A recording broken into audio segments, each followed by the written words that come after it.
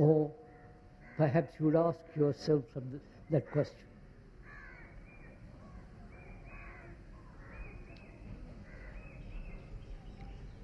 If one is expecting something from the speaker,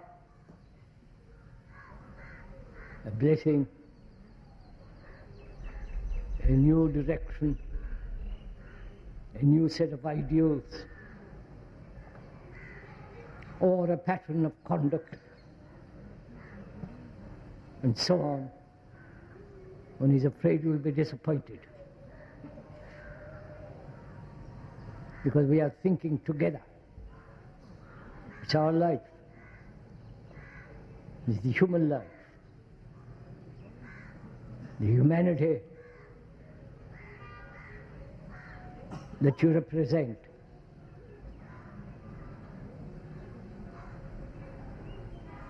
And one may point out again that you are seeking personal salvation, personal improvement.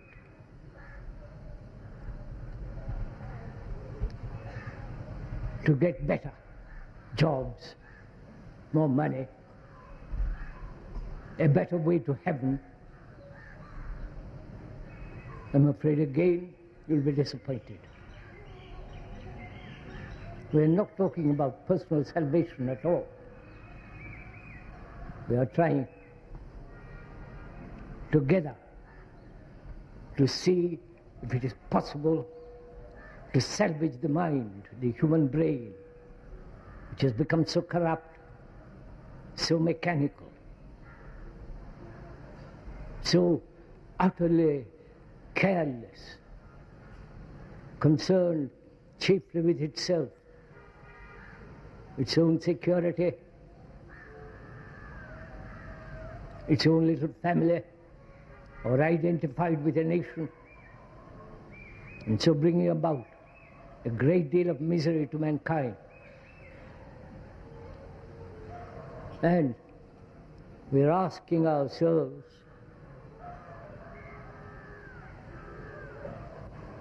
why the human brain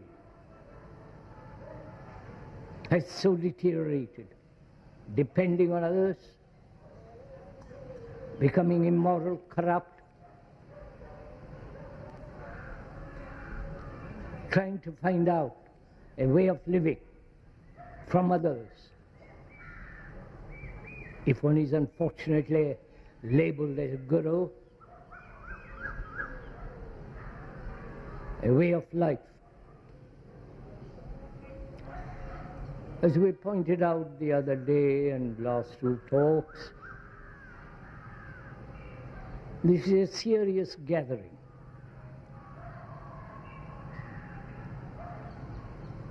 Where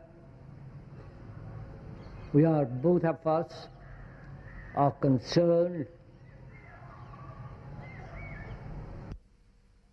and deeply inquiring into why human beings right throughout the world have become what they are.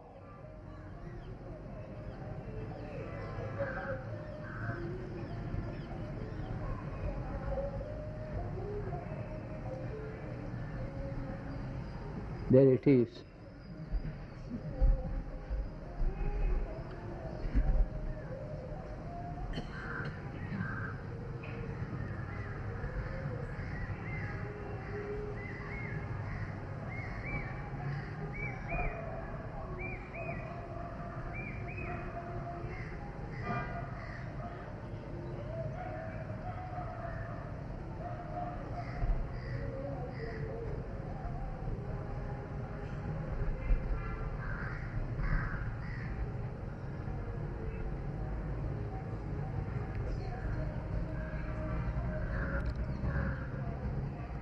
I suppose I have to talk.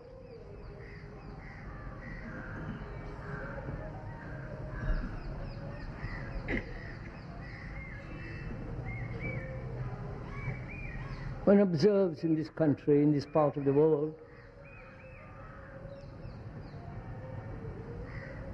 there is a great deal of corruption. Not merely the bribing under the table, But the corruption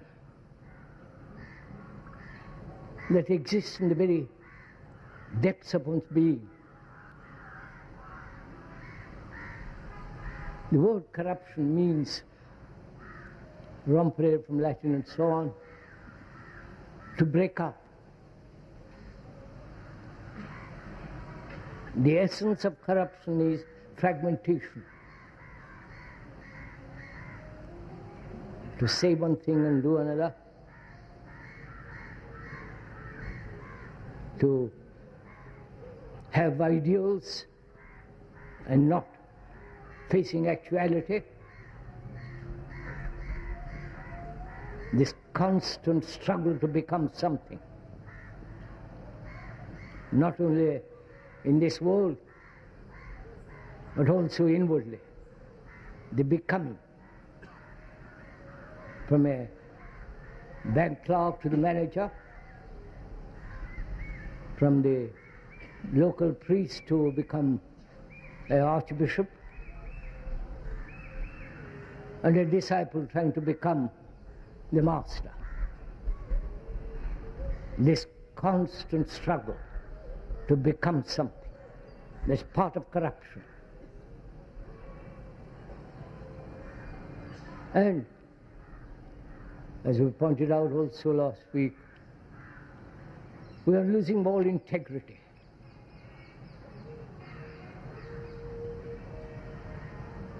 Integrity being observing the whole of life as one unit, as a whole, not as fragments as we do. And also, if one may point out, we lack cooperation.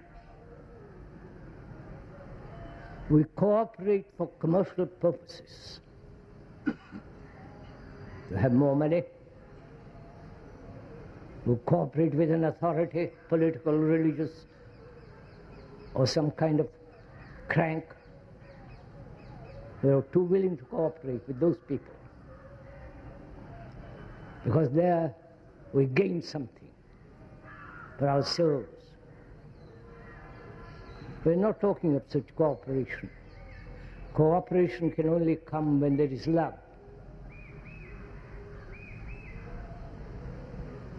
Not profit, motive. And when there is that cooperative spirit, there is also an action which is non-cooperative.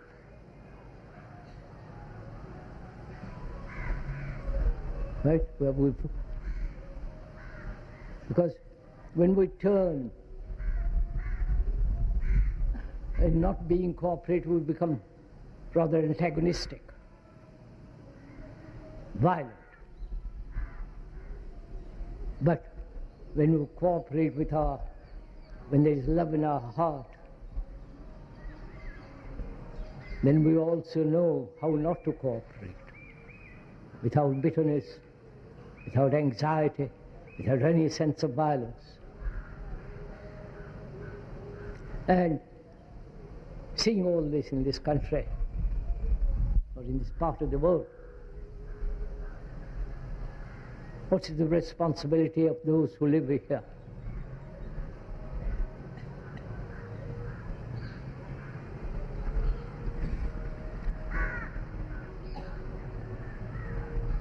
This is a very serious question. This is not a political rhetoric. Seriously one asks, living here,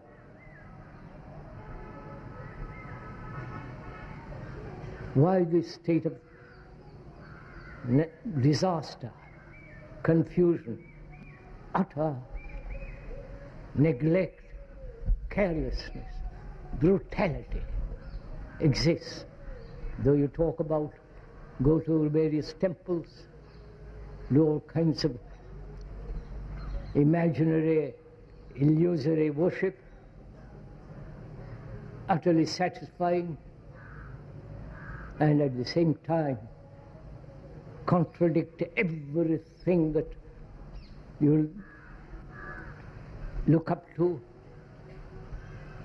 So, we are concerned with the salvaging of the brain, of the human mind, your mind, your brain. As we said, the brain has evolved through time.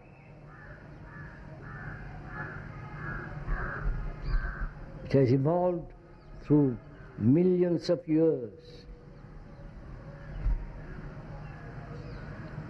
And we have arrived at this present condition.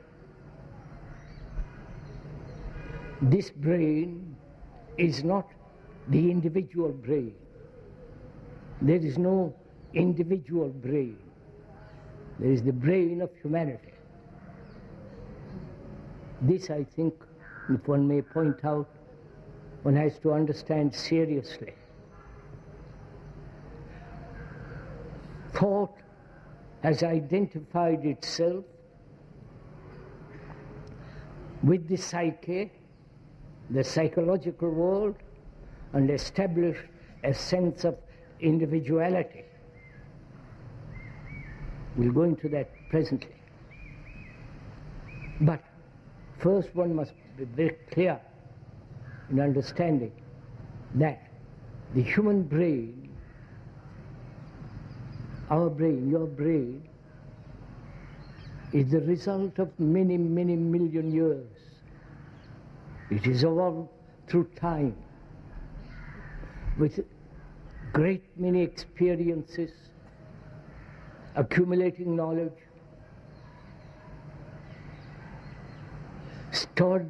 that knowledge stored up in the brain cells, which becomes memory, and from that memory, thought arises.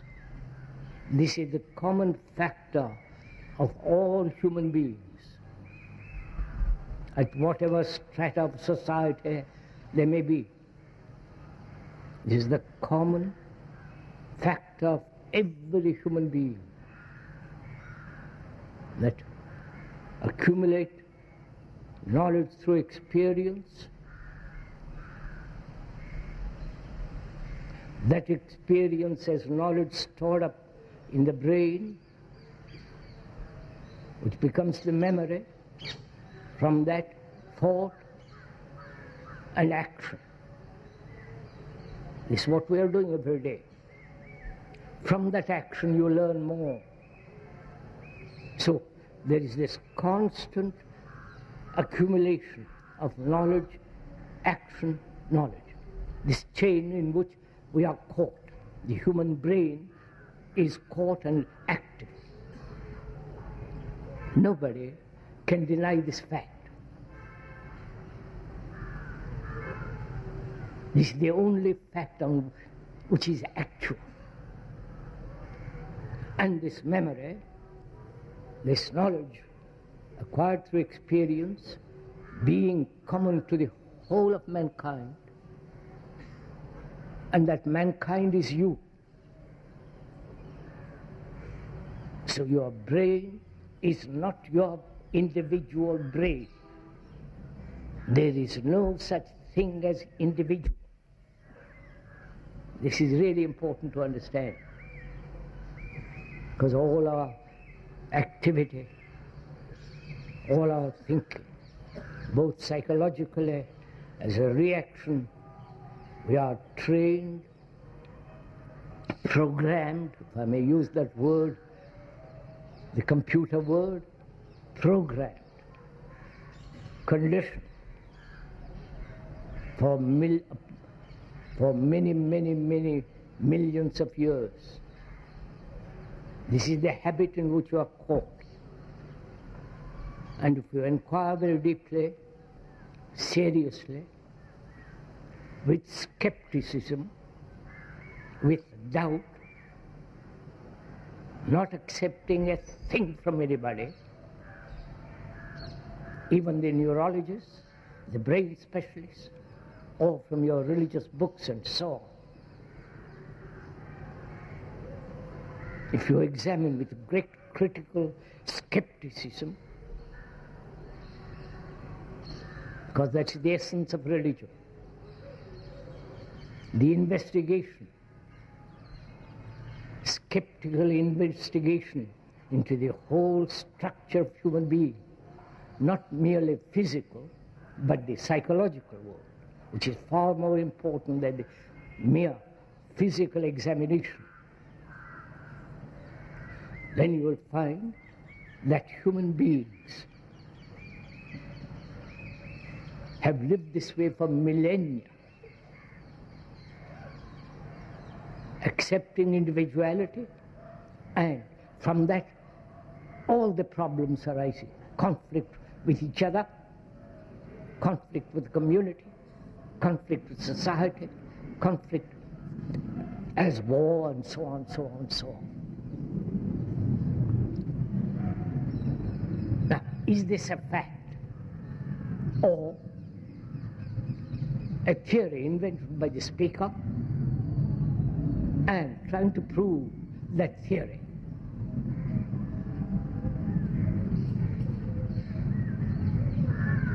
As the speaker said, he has no belief,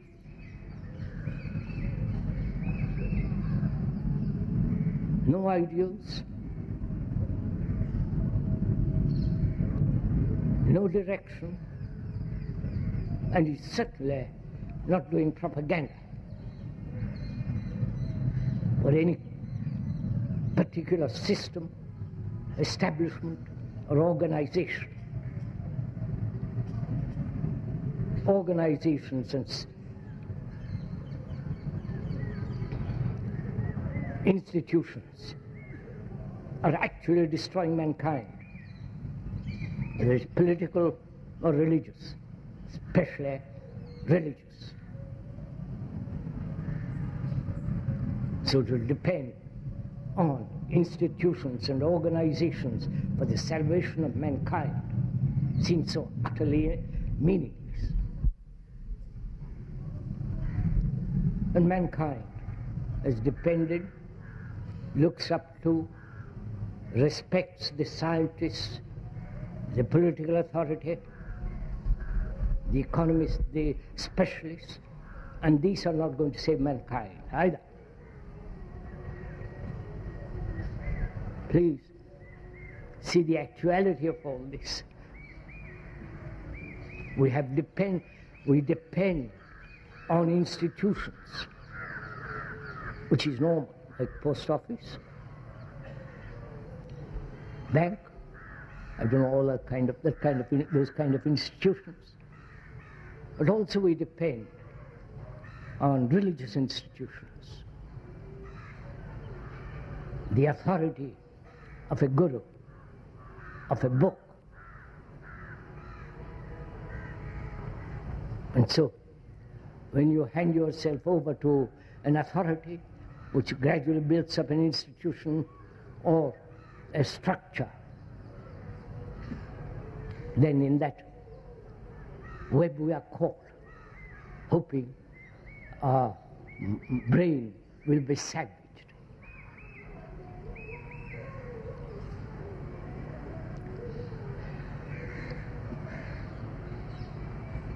So the question is not a problem. To solve a problem of any kind, the brain must have no problem. Right?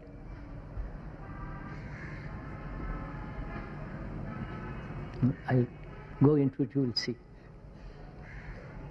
A brain cluttered up with problems. Sexual, fear, pleasure, sorrow, all kinds of problems that human beings have. How can such a mind such brain accept engineer, doctor, a physician?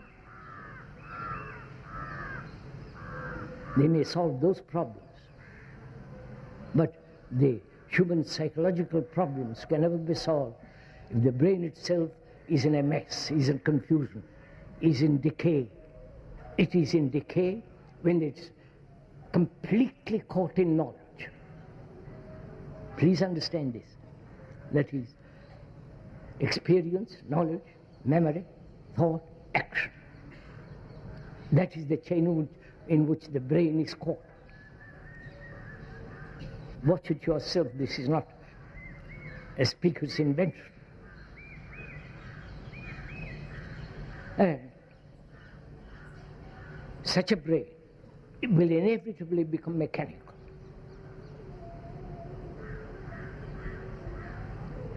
You specialize as an engineer or as a lawyer and everlastingly carry that for the next 50, 60 years till you die,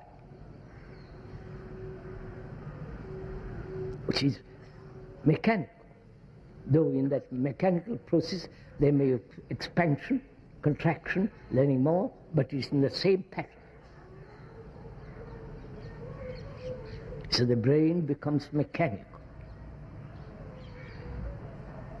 And it must become mechanical because it cannot possibly live in a constant flux. I don't know if you understand all this.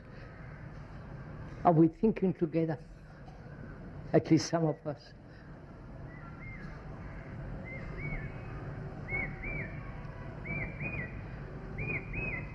Because it becomes very important, at least for a group of people, to see the imminent necessity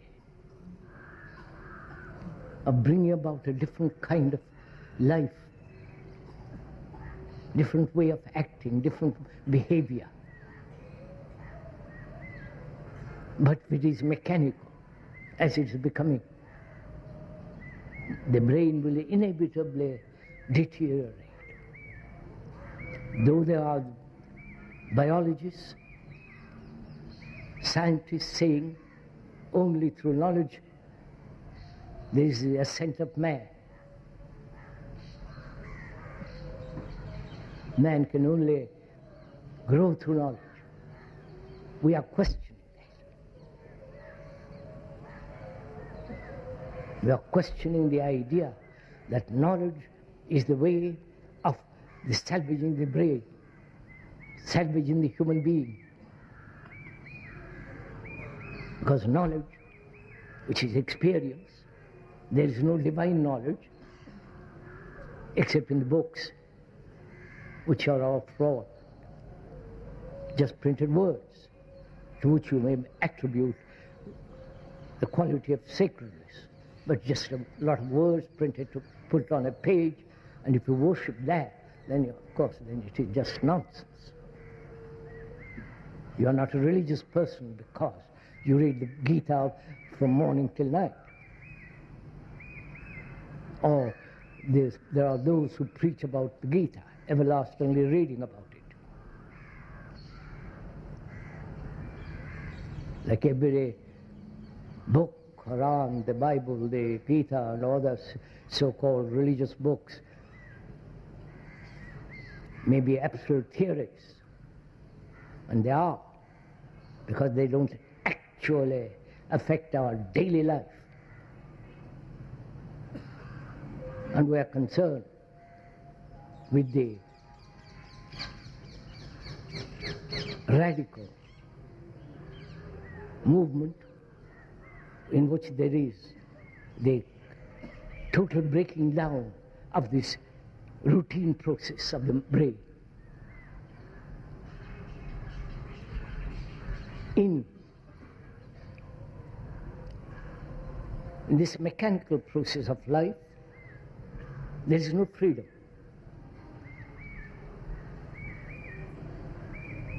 And freedom is not from something, from prison, from sorrow, from pain. And it certainly is not freedom of choice, because that's another one of our illusions, that because we can choose, we are free. Is that so? There's a clear, unconfused mind, brain, ever choose. Because it's so clear, there's no choice. It's only the confused mind, contradictory mind, the mind that's not certain, that's always caught in this trap of choice. I hope you're following all this. You know, when there's such a large audience with so many contradictory faces, contradictory opinions, it's very difficult to go into something very, very serious. And we are trying to go into something very, very serious. So, there is no large audience. There is only you and the speaker.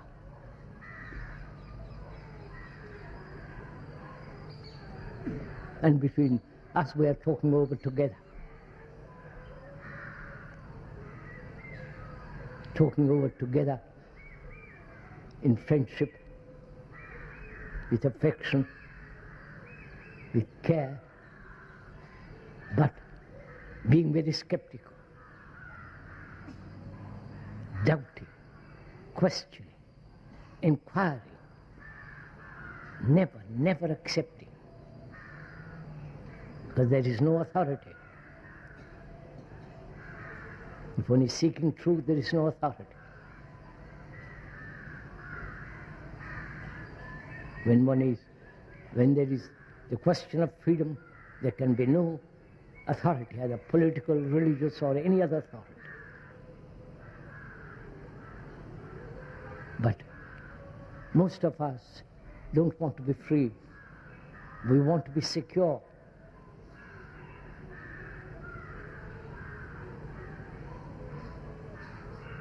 And this search for security,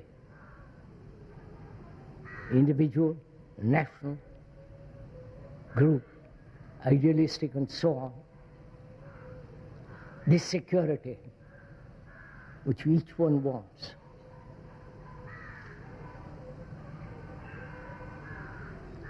this brings about contradiction. This brings about division. You want your security, I want mine. So perhaps this search for security, psychologically as well as physically, may be one of the causes of this corruption in this country.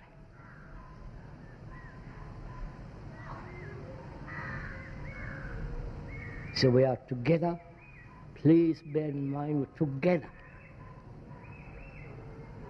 We are not listening to a talk by the speaker. We are examining together the condition of man.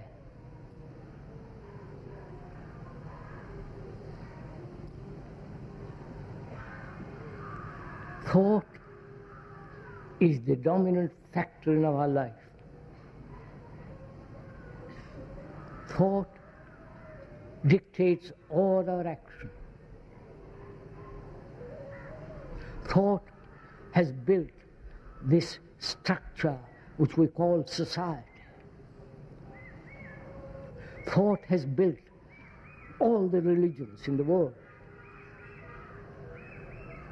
The churches, the images in the churches, the temple with their goddesses and all the rest of that nonsense, and the mosque, everything in all that area, thought has created it. The rituals, the puja, the tradition, everything thought has built. This is a fact. Thought, which is the outcome of the desire for security.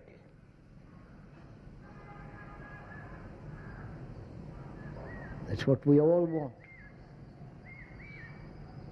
Not so much, perhaps physically, unless you're utterly poor, then that's a different matter. But psychologically, inwardly, we all want security. So we invent gods. God has not shaped us. We have shaped God. I don't know if you realize all this. What we have shaped, we worship. It becomes so utterly nonsensical. But in order to have the security, we live in illusion. We don't want to face facts. And so, thought has created the psychological structure of man. The psychological structure is the characteristics of the ego, the me, the I.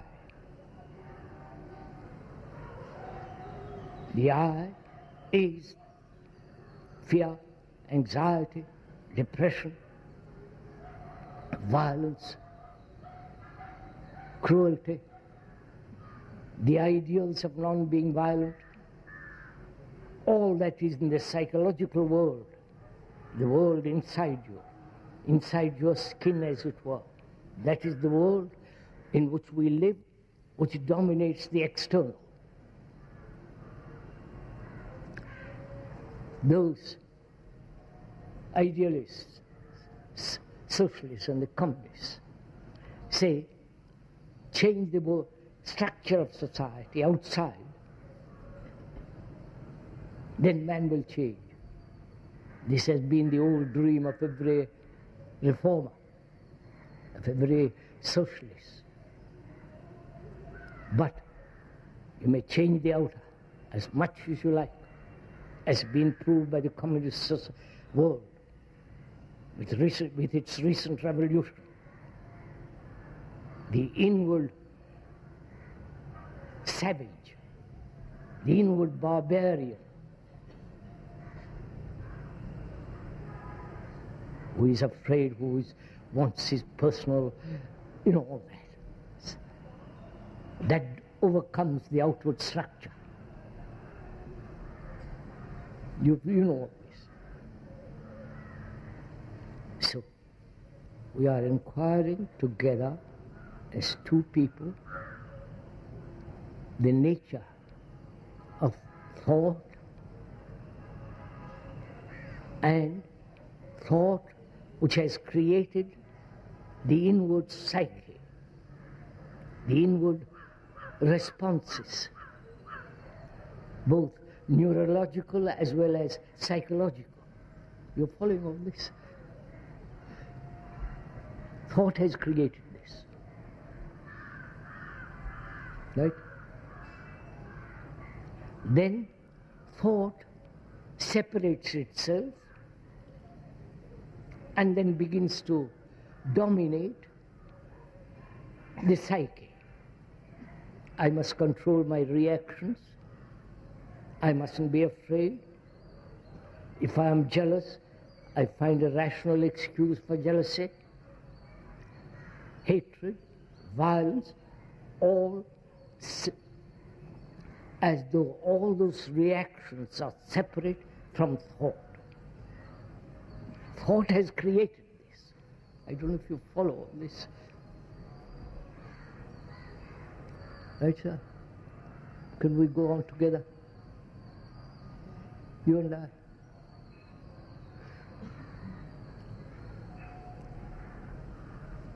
So it's in a constant movement, right?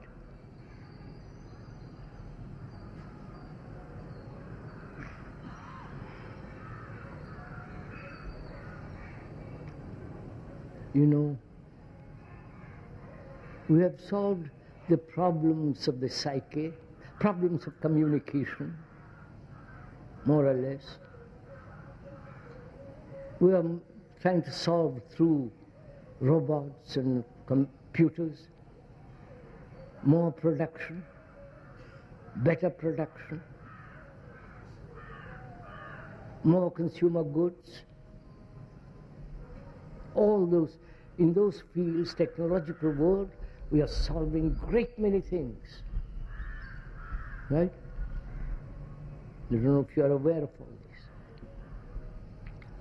Like in Japan, for example,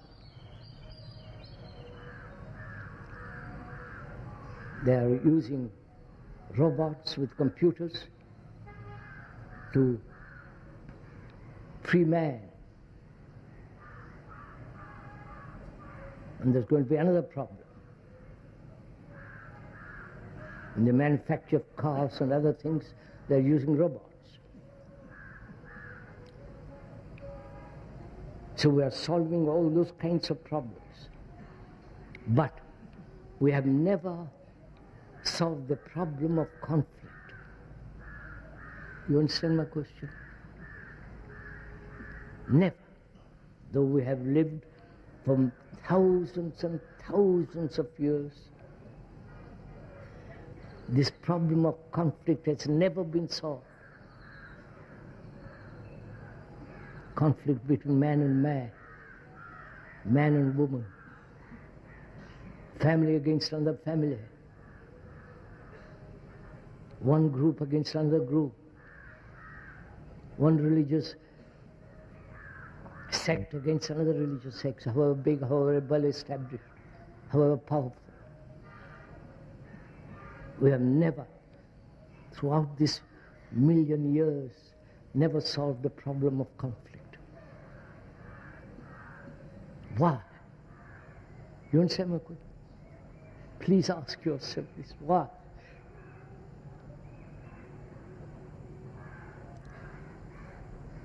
Is it possible to live a life completely without a shadow of conflict?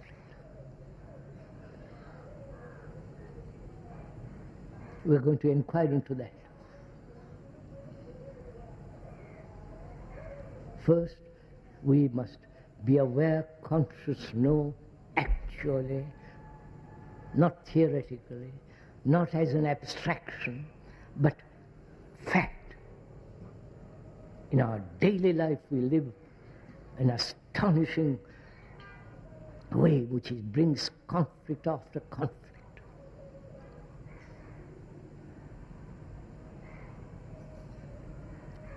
Now, can that be solved completely so that we can live in freedom, in beauty, and in morality? And of course, that can only come when there is love. So let's find out. You are not listening to the speaker. We are together going into this problem. Conflict must exist when there is division. That's law, right?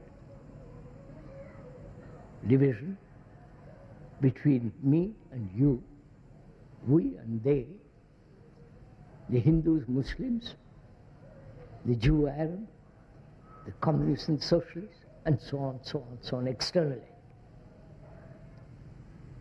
But the external reaction is brought about by the inward state of the brain, which is thought dividing, right? Thought dividing the thinker and the thought. Right, you are following this? There is no thinker without thought. Right? Right, sir? So, thought has created this psychological world, the me, with all its characteristics, which is fear, sorrow, pain, depression, sense of immense loneliness, a sense of fear of death, the future, all that is the area of the psyche, right? The psyche being what is generally considered the soul, the higher self, all that is still within the area of thought. There is no question about it. You can doubt it, you can examine it skeptically, rationally, exercising your highest quality of your brain to see why these human beings live in perpetual conflict. From the moment they're born till they die, with tears, with occasional laughter, without any sense of love.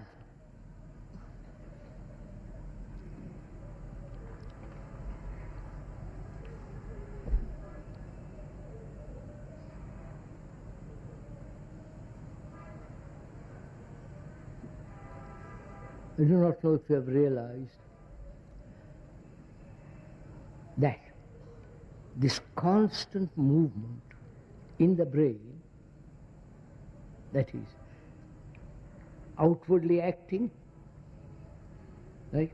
Went to the office, factory, labor, day after day, day after day, day after day for 50 years. Think of the monstrosity of it all. And that becomes a routine. And when that routine stops, you die. And that's our life. And psychologically there is this constant movement, right? Becoming, not becoming, should, must not. You follow? Fear, loneliness, all the sense of despairing loneliness. In this constant movement, thought says there must be some element which will be permanent. Right? I don't know if you're following all this. Therefore, thought establishes a center as the me that is permanent. But that me is the movement of fear, anxiety, all that. You following all this? So this constant movement of uncertainty, confusion, misery, and the desire to be secure, knowing that there is no security. There may be, if you are lucky in this world, fortunate enough, might have little money, a career, a corrupting lawyer, and so on. There you might have little security. But inwardly, which is in your relationship with another, there is no security. So there is this constant movement in uncertainty. This is what's happening. And because you are so utterly uncertain, confused, you go to gurus, to all the absurd cults that exist in the world,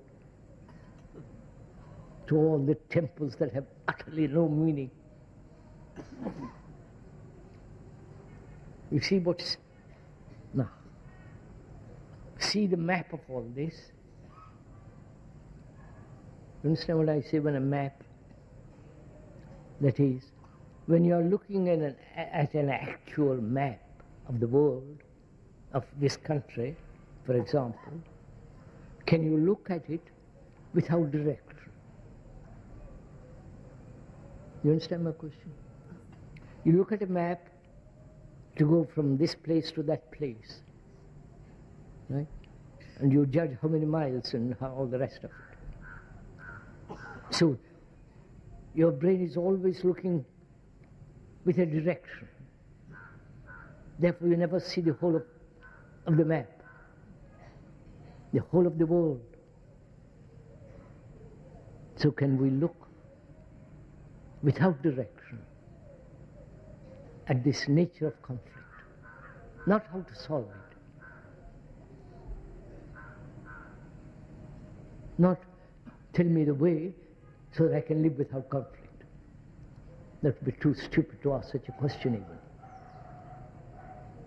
But can we look at this nature of conflict without any motive, without any direction, without wanting to be free of it? Then only you're capable of skeptical examination. You understand what I'm saying, sir? We are doing it together now.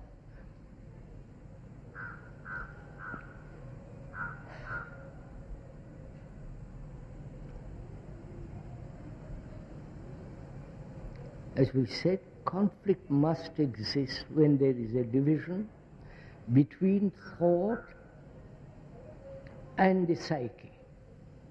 Right? Be clear on this point, please. The psyche being all the characteristics of the me. I am nobody, but I will be somebody. I'm anxious, lonely, unhappy, a dull, miserable life,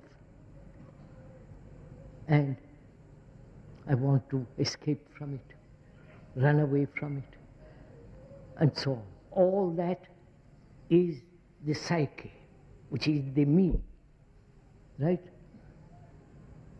The me is that, created by thought. If you had no thought, this would not exist. You understand? Of course, naturally. So as this exists, and thought says, I am different from this, therefore I must control this. That's what you're doing. I wonder if you see this. Right, sir? Clear enough? Clear as crystal. So that there's no doubt about it. Thought, which is the outcome of memory,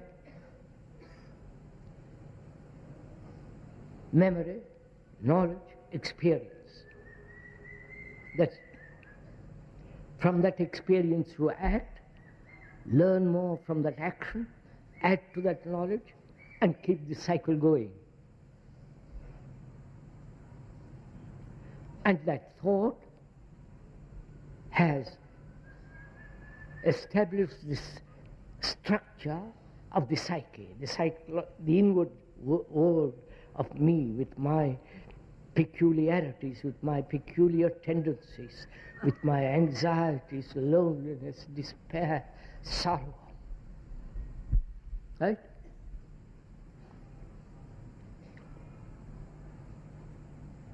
Why has thought done this? I don't know if you follow this. Right, sir? You're asked this question, not me. Why has thought done this?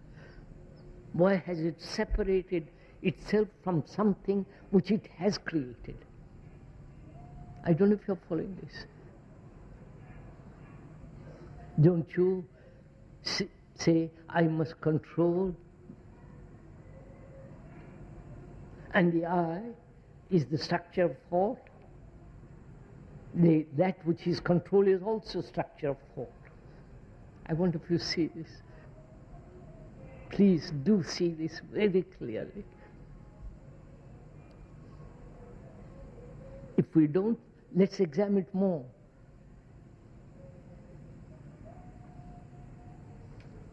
That is, let's go into a little more. Suppose I'm very lonely. Lonely, though I'm married, children, go to the office, go to the temple, and all that nonsense that goes on. I'm utterly, profoundly lonely. And being lonely, I escape, because I don't know how to tackle that loneliness. I don't understand what loneliness is, but I'm frightened. This sense of utter existence for a day, month, in which there is no relationship with another, no sense of communication with another, thoroughly enclosed.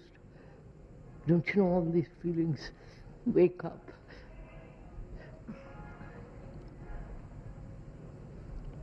And as my brain doesn't know how to solve it, then escapes through entertainment, right? Whether it's religious entertainment or football, they are both the same. You agree? Huh? Are you really agreeing to this? That religious entertainment, going to the temple, the puja and all that thing that goes on there, which is an entertainment, but that doesn't alter your life, just a amusement. And football are the same. Do you agree to this? Huh? Is it mental agreement? Just a verbal agreement, or an actual saying this is the same, therefore finish with it?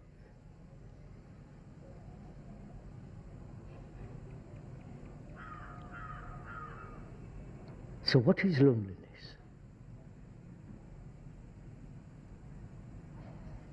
You understand? Without escaping,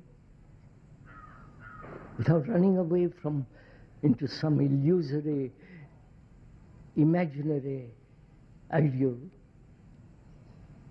the actual fact is that I am despairingly, anxiously lonely. I may be married, I may have sex, I may have children, but this thing is rotting. Like a man who is deeply hurt, as most of us are. From childhood we are hurt. And he carries that hurt throughout life. And you can say it doesn't matter. It will not affect my action. But it does affect your action, because unconsciously, deeply, your actions are guided by your hurt.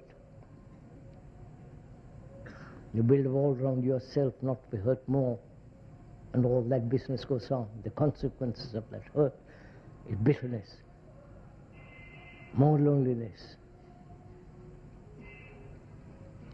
And this loneliness, why do human beings go through this? You ask yourself, right, as two friends were talking about, why? It must exist because of your actions. Right? You go into it, don't agree. Your daily actions are self-centered. Right?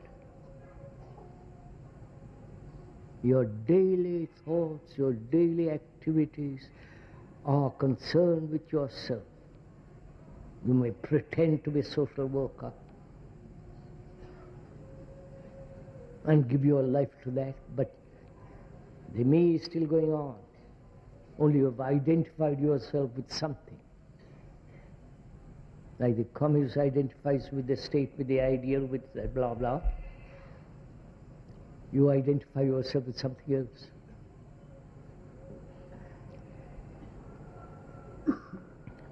So, as long as there is self-centered activity, there must be loneliness. I don't know if you see this. If your chief concern is me, then that me must act in a very narrow circle. However, that circle may be wide or deep, but it's a narrow circle. And that action must inevitably produce this exhausting, despairing loneliness. You understand all this? Not verbally, but actually. So we are asking why human beings live with conflict.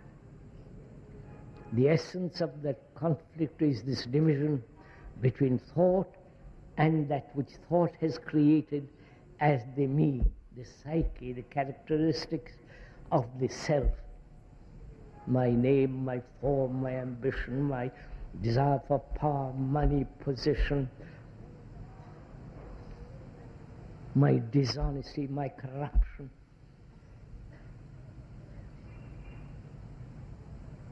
So, does one realize this fact that as long as thought divided itself as the me and thought as being different from me, which is the thinker being different from the me. You're following all this? Be clear, for God's sake. Then what takes place when you see it clearly? This is your test, not you have to test this thing, not just verbally accept all this. Then what happens when you test it in life? That is, when thought has divided itself into the observer and the observed. You understand this, right, sir? When you see actually the thought, the observer is the observed. Thought is me, with all its characteristics. When you see when you see this fact that there is only thought dividing itself constantly, right? What takes place? You understand? You have totally removed the contradiction. Do you understand all this? Totally annihilated, dissolved, absorbed this division which exists, which is where there is division, there must be conflict, inwardly as well as outwardly. So you are no longer a Hindu, a Muslim, a Christian. You understand, communist? You understand, sir? You don't belong to a thing. That's the outward fact. You may carry a passport, but you don't belong to any country. Are you like that? That's the test. And when there is this, when the divisions utterly comes to an end, what takes place? You understand my question? Don't say it's peace. Don't say it's the end of conflict. Then you're playing with words. It doesn't mean a thing. What actually takes place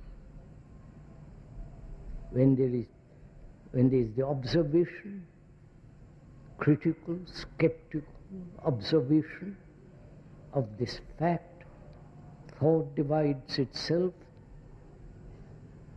as the me, and the thought controlling the, and so on. The whole process which the speaker has explained very carefully.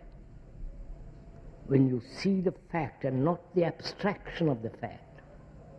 I don't know, abstraction is an ideal which has no reality. What has reality is this. Then what takes place?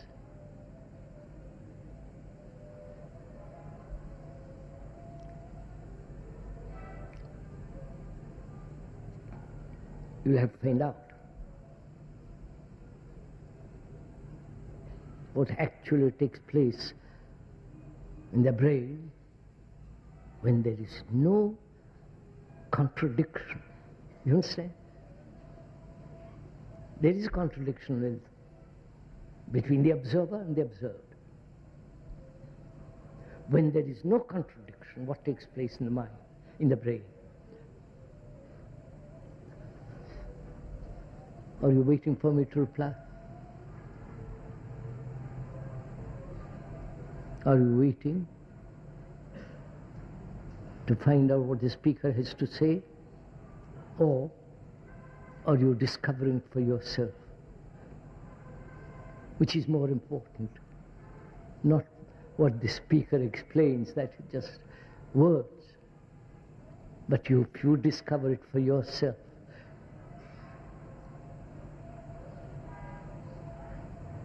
then you can throw away all the books, religious books in the world.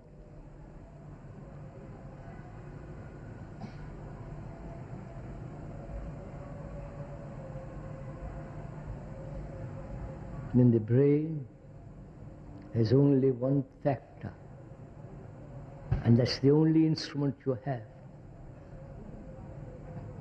And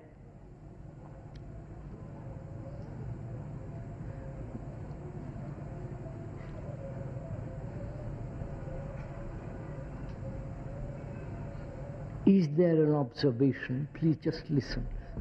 Find out. I'm just suggesting this. Look into it. Is there an observation without knowledge? An observation in which there is no experience. Moment you have experience, there must be an experiencer. I don't know if you follow this. Therefore, division. So is there an observation without any quality of remembrance?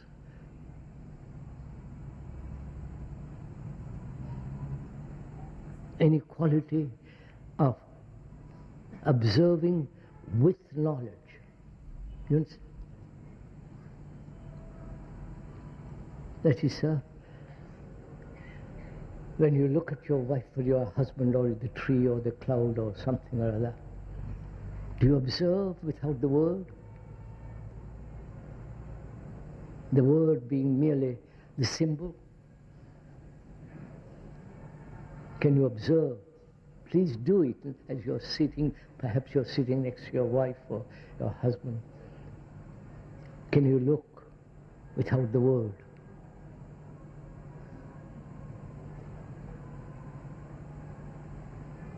Which means, can you look without the image you have created about her or him?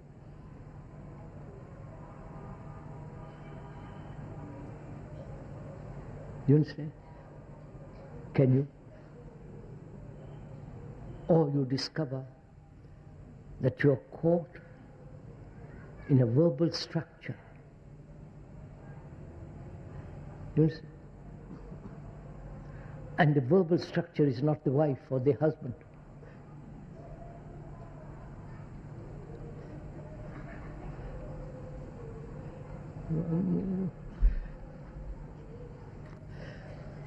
Are you all tired? So you'll have to find out, is there an observation and therefore action? Because when you observe danger, you act instantly. Physical danger. Meeting a tiger, cobra, there is instant action.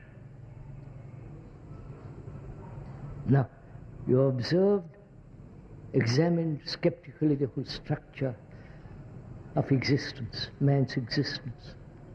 Of course, all kinds of details which we can go into, which we have time, nor is this the occasion for that. But have you seen as clearly as you see the danger of a tiger or a cobra, this movement of thought?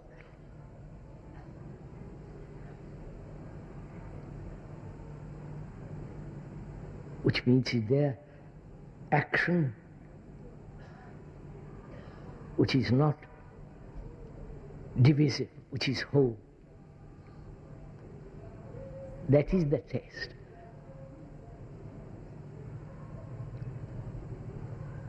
When the brain is completely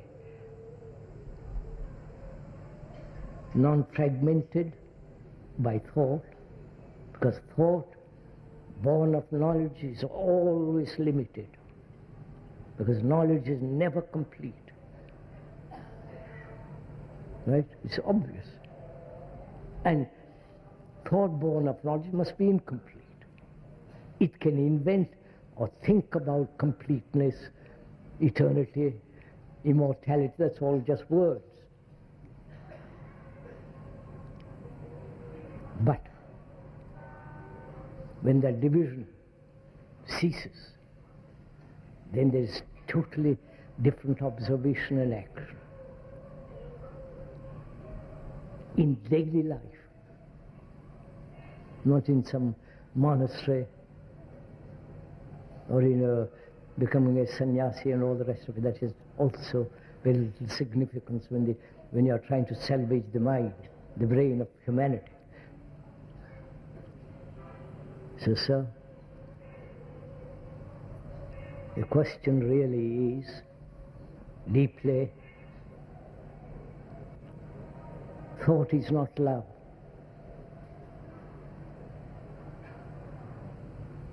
Right? No, please see, thought, love is not pleasure.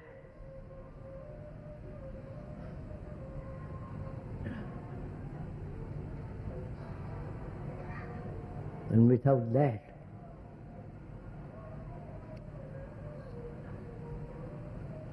do what you will, go to all the temples in the world, discipline yourself till you are sick of discipline, do all kinds of things, you will not save the brain from its catastrophe.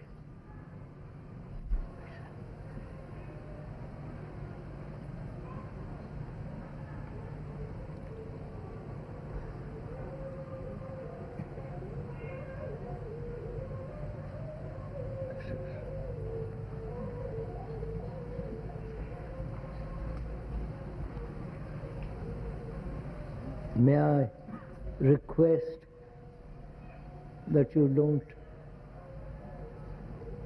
touch my feet and all that nonsense. That's not reverence. Reverence is in your conduct with another,